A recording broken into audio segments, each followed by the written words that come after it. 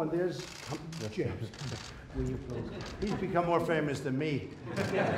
What's been described to us is that when he was still the FBI director, James Comey would go through extensive preparations for his meetings and conversations with President Trump.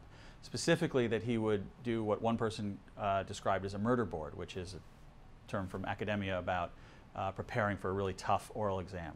And he would have his close advisors, sit him down and throw questions at him and try and see if he could either, rattle him or get him to say too much or, say the wrong thing. Because what we're told is that the reason the director did these things, did this practice, was because he was very concerned that the president might cross some boundaries, some ethical boundaries at a minimum, maybe some legal boundaries as well, in terms of a president in the middle of an investigation and an FBI director leading that investigation.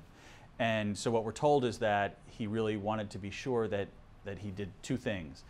First, don't say anything to anger the president, don't say anything to spark a confrontation in any way, but also make sure that he didn't cross any lines into revealing too much or saying too much to this person who his concern was would press him to reveal things he didn't want to reveal.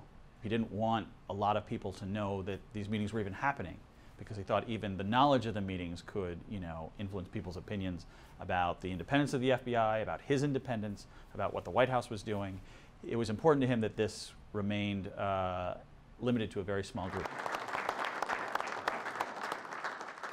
We were also told an interesting detail as to what happened after the conversations, which is that he would make every effort to start taking notes about what was said immediately after leaving the meeting or leaving a conversation. And so in at least one instance that meant, as soon as he got in his car, he was just scribbling down notes very quickly. And what's been described to us is the notes themselves, for some of them, are incredibly detailed.